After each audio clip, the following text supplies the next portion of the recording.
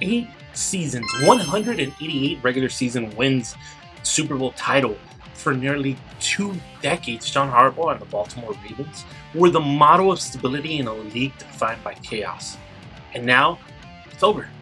In a move that has sent shockwaves through the entire league, John Harbaugh is on the freaking open market. At the same time, a handful of teams, 7 to be exact, are desperate for a new head coach. This isn't just a coaching search, it's a sweepstakes for a man with a Hall of Fame worthy resume. The question is just who will hire him? But which team gives a 63-year-old coaching legend the absolute best chance to win another ring before he hangs it up, or even before his own brother in San Diego? Today, we're going to break down every single opening. We'll analyze the rosters, the quarterbacks, the draft picks, and more importantly, the ownership. We're ranking all the jobs from the absolute worst fit to the single best destination for John Harbaugh. Let's get into it, starting with the job he should run away from. Number 7, the Miami Dolphins. On paper, Miami looks sexy. You've got sun, speed, stars, and no state tax city that players love. But for a coach like John Harbaugh, who is a program builder that creates organizational alignment, this job might not be a perfect fit. It actually might be a trap. The Miami job is considered by some to be one of the least desirable of the current vacancies. The reasons are layered, but they all point to a lack of clarity. There are questions about the power structure, a red flag for a CEO type coach who just left one of the most well run organizations in sports. On top of that, the roster is facing significant salary cap constraints and is aging in key spots. For a coach who wants to build a sustainable winner, inheriting a tight budget and an older core is far from ideal. Add in the multitude of distractions that can come with the South Beach territory lifeline, and you have a situation that feels just like a potential clash of personalities. While the offense has talent, these structural issues, well, they make this a poor fit for a coach who has spent his career with the stability of the Ravens.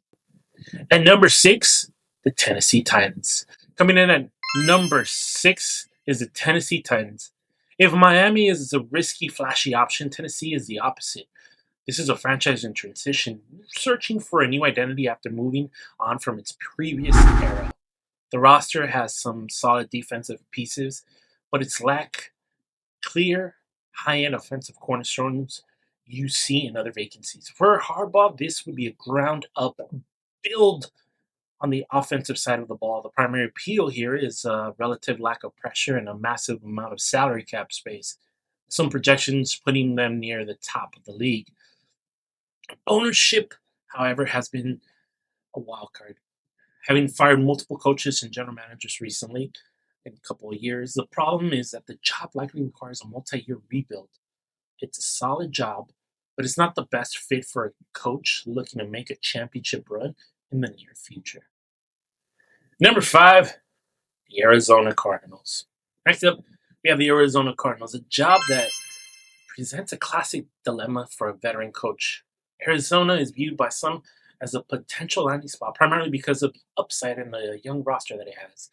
This is a great situation for a younger coach looking to grow with a team. But John Harbaugh is a 63-year-old man. The roster needs significant work on both sides of the ball.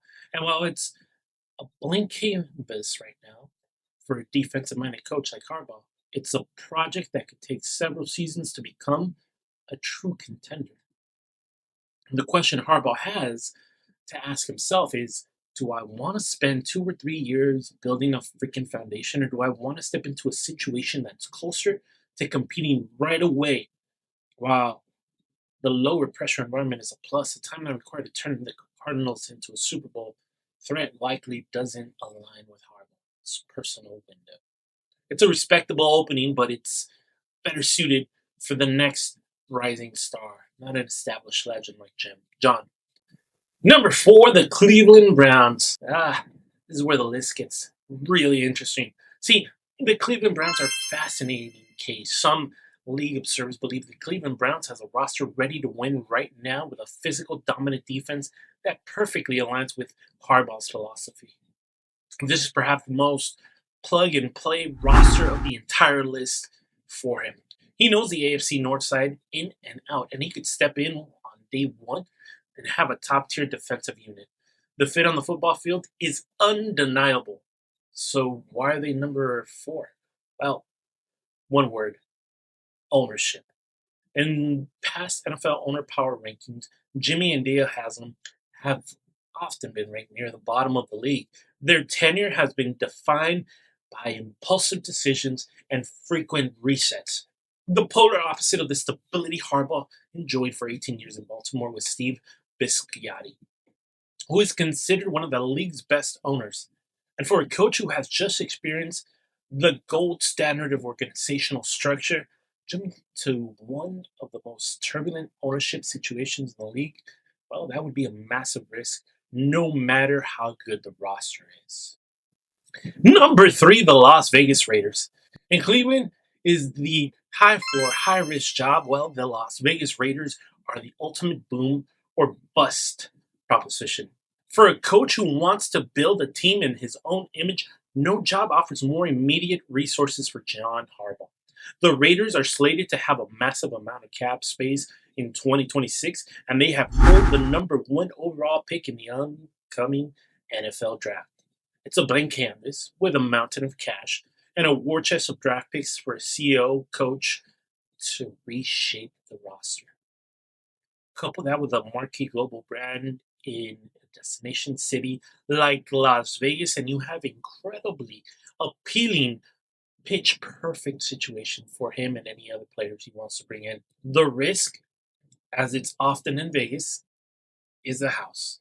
Hunter Mark Davis is known for being a volatile decision maker who has cycled through a number of coaches. John Harbaugh is not a coach who will tolerate meddling in. He would need to give the keys to the entire football operation to him. If Davis is willing to grant him that power, this would be a home run situation. But it's a massive if, making the Raiders a high upside but ultimate uncertain fit situation. All right, we're down to the top two.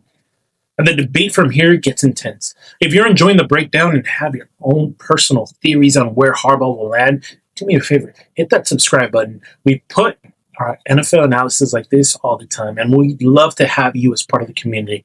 Now let's get up to the top two. At number two are my Atlanta Falcons. The Atlanta Falcons are ready to win now. Job.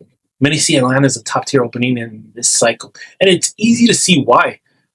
The Falcons have invested heavily in offensive skill positions over the last few years, creating a dynamic group of players just waiting for the right leader.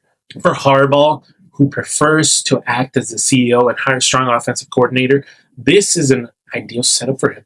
He can walk in the door, put his physical defensive stamp on the team, and trust his offensive coach to get a most out of the talented players he has on offense. The NFC South is also a division that is just frequently up for grabs, providing a clear path to the playoffs next year. However, there is something we need to talk about.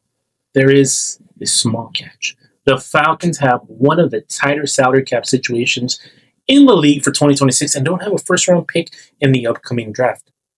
That means that while the roster is talented, there isn't much room to maneuver. Harbaugh would want to win with what is already in the building.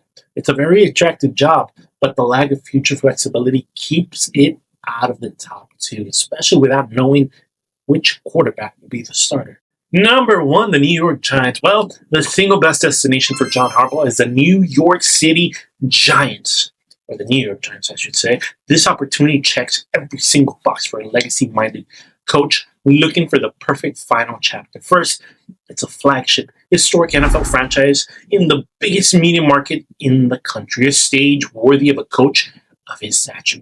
Second, and most importantly, the ownership group of John Mara and Steve Tisch is widely considered one of the most respected patient groups in the NFL. That's the exact environment Harbaugh is leaving behind and will demand in the next role. The on-field situation is just a little compelling. The Giants have what many believe is a promising young quarterback in Jackson Dart, who showed flashes in his rookie season. They have a game-changing wide receiver in Malik Neighbors, and other young standouts on defense. To top it all off, they hold the 5th overall pick in the upcoming NFL draft, giving Harbaugh and their GM, Joe Schoen, a premium asset to continue building around the young core. The question is, will John want Joe Schoen in there as his GM? It's a tough answer. But the league insiders already see the fit, with reports suggesting that he is the top target for them, and the interest could be mutual. It's a chance for him to take over a proud franchise, mold a young quarterback, and work with a stable ownership group that will empower him to build a winner. It has the stability of Baltimore, but with the excitement of a fresh start. It is by far the best fit. So there you have it. From the organizational question in Miami to the ownership risk in Cleveland, all the way to the perfect blend of stability and upside at both the Falcons and in New York. While teams like the Falcons and Ravens present compelling cases, the Giants offered John Harbaugh the ideal combination for a promising young roster and high draft picks and a respected handoff ownership group that will let him build a program his way. But that's just my breakdown. I want to know what you think, and am I right about the Giants? Or is there another team that makes more sense? I personally want the Falcons, but I know the Giants are the top contenders. Leave a comment down below and let me know your number 1 destination spot for John Harbaugh. Thanks for watching. We'll see you in the next one.